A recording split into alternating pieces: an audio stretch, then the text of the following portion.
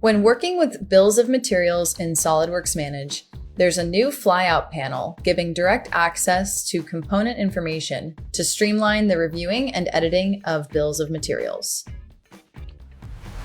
After selecting a component, use the flyout panel to preview the design, find out where the part is used, and get direct access to reference documentation and related files. You can review and assign user tasks, and all information is readily available within the user interface.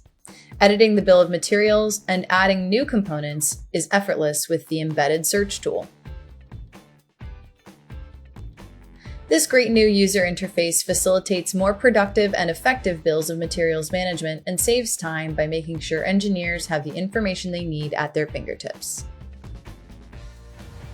When assessing the impact of a change, knowing where the affected components are used and which products are affected is a crucial part of the analysis and will influence the design solution.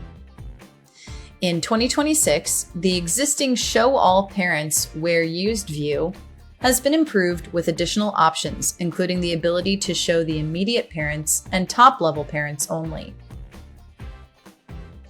This new intuitive view makes it much easier to see the immediate impact of these design changes and also presents a list of all of the products that will be affected by the change. In SOLIDWORKS Manage 2026, there's a new Compare With option to visualize what changes were made to field values between different versions of a SOLIDWORKS Manage record.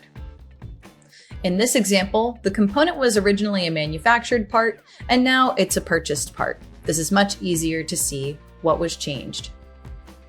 There's also a new option to perform a Redline markup on a bill of materials so you can quickly see how the BOM has changed.